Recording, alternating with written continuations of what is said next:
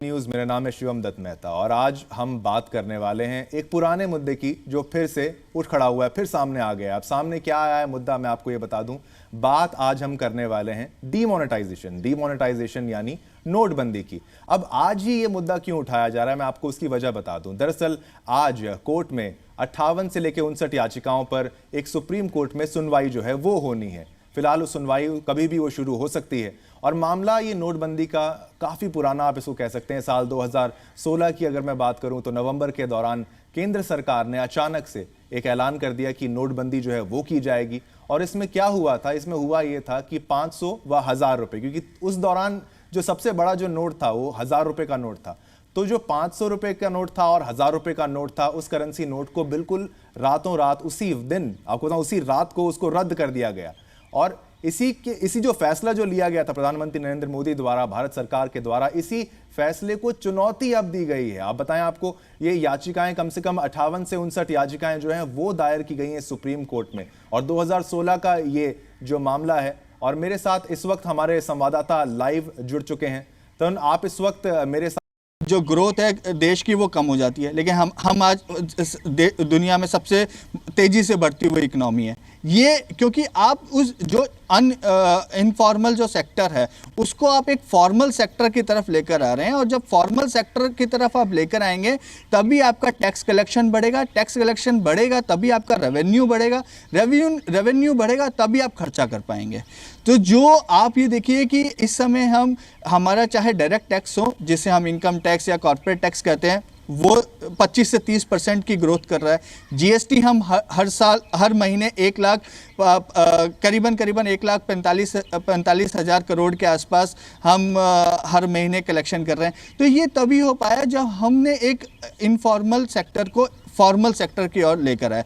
इसी वजह से हम जो ग्रोथ है वो देख पा रहे हैं। यदि और इसमें डिमोनेटाइजेशन का एक फैक्टर हो सकता है कि आज जो सुप्रीम कोर्ट में जो केस है उसमें ये दलील भी दी जाए कि देखिए जब ये हुआ तब हमारी ग्रोथ ये थी, ये इनफॉर्मल सेक्टर का ग्रोथ था, ये फॉर्मल सेक्टर का ग्रोथ था। लेकिन आज डिमोनेटाइजेशन होने के बाद, टैक्स रेवेन्यू बढ़ने के बाद, इवन जो इंडिविजुअल टैक्स है वो भी बढ़ा, क्योंकि लोगों को पता लगने लगा कि भाई अब हम बच नहीं सकते। मतलब आप ये देखिए, वित्त मंत्री बार कई वित्त मंत्रियों ने कहा कि जो फॉरेन ट्रैवल है वो ज़्यादा है, लेकिन जो इंडिविजुअल टैक्स देने वाले लोग हैं वो कम है। तो वो जो है वो किटी भी तो आपकी बढ़ रही है, वो तभी हो पाएगा जब आपका फॉर्मल सेक्टर ग्रोथ करेगा। और क्या जो 2000 का जो नोट लाया गया, क्या वो फैसला सही था? क्या वो जो बीच में जो कैश खत्म कर दिया गया 500 और 1000 रुपए का, क्या उसकी आपूर्ति करने के लिए ये बड़ा फैसला लिया कि 2000 का नोट लाए? और अब आप कह रहे हैं कि जैसे अब उनका जो मिशन था वो कामयाब हो गया, अब धीरे धीरे 2000 का नोट जो है मार्केट से गायब हो रहा है। देखिए, जब भी हम किसी इन्वेस्टिगेशन एजेंसीज में बात करते हैं या हम देखते हैं कि सर्चेज होती हैं, तो हम कोई 10, 20 रुपए, 50, 100 रुपए के नोट नहीं देखते। हम देखते हैं कि बड़े से बड़ा जो करेंसी का नोट है वो ही आपको ब्लैक मनी के तौर पे मिलता है। क्योंकि यदि आपको कहीं पे बड़ा पैसा भिजवाना है तो आप जितना ज़्यादा आपका डिटर्मिनेशन बड़ा होगा उतने कम नोट आपको लगेंगे। तो अब इन्होंने 500, 1000 बंद किया इसी वजह से कि भाई यदि किसी को 100 रुपये का नोट यदि कहीं सप्लाई करना है तो पता लग पाएगा, मुश्किल होगा। इन्होंने 2000 का नोट एक बार के लिए लॉन्च किया। लेकिन अब आप देखेंगे, मतलब सरकार ने कोई फॉर्मली अभी तक ये नहीं कहा है कि हम 2000 का नोट डिसकंटिन्यू कर रहे हैं या हम उसका प्रोडक्शन नहीं कर रहे हैं। लेकिन आपको बाजार में अब 2000 का नोट बहुत कम मिलेगा। 10 रुपए का नोट और 2000 रुपए का नोट, 10 रुपए के नोट की हालत ये है। एक साथ में एक सवाल, 2000 रुपए की नोट की बात तो आपने, क्योंकि मार्केट के बारे में हम ज्यादा जानते हैं, क्या मार्केट को जो लॉस हुआ था उस दौरान, क्योंकि अमूमन होता ही है जब भी कोई आपदा आती है तो लोग अपना पैसा मार्केट से वापस खींच लेते हैं, तो फिर क्या लोगों ने वापस पैसा लगाना जो शुरू किया होगा कि जब मार्केट इंप्रूव हुआ, तो अब क्या मार्केट की स्थिति उससे कुछ रिलेशन में आप समझ सकते हैं कि मार्केट पहले खराब हुआ, बेहतर हुआ? देखिए, जिस दिन डिमोनेटाइजेशन हुआ था उसके अगले दिन बाजार चला था, बाजार पॉजिटिव नोट पे बंद हुआ था। मतलब आप ये मानिए 8 नवंबर को जो यदि डिमोनेटाइजेशन हुआ तो 9 नवंबर को बाजार पॉजिटिव बंद हुआ। क्यों बंद हुआ? जो मैं अभी आपको कह रहा था कि इनफॉर्मल सेक्टर से फॉर्मल सेक्टर पे आए।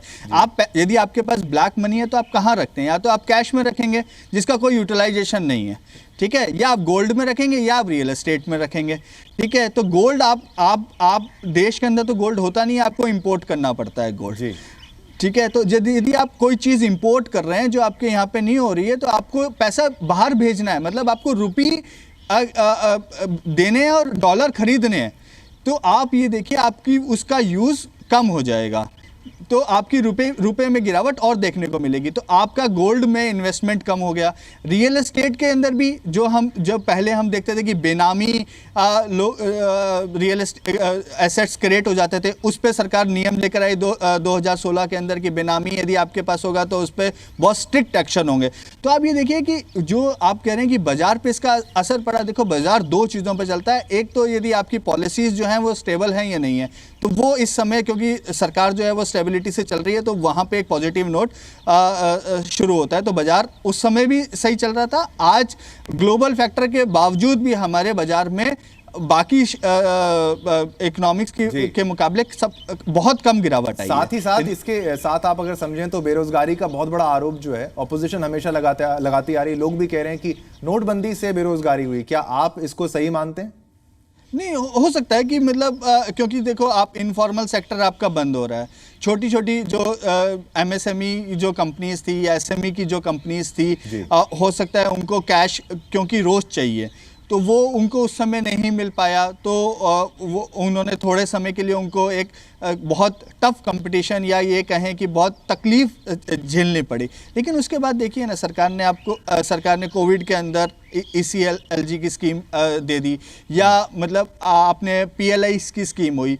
तो PLI की स्कीम में यदि देश के अंदर कुछ मैन्युफैक्चर हो रहा है, यदि मैं कार बना रहा हूँ, यदि मारुति को यदि PLI बन रहा है, तो कोई टायर बना रहा है, कोई बैटरी बना रहा है, कोई रिम बना रहा है, तो वो उन SME और MSME सेक्टर को भी तो फायदा होगा।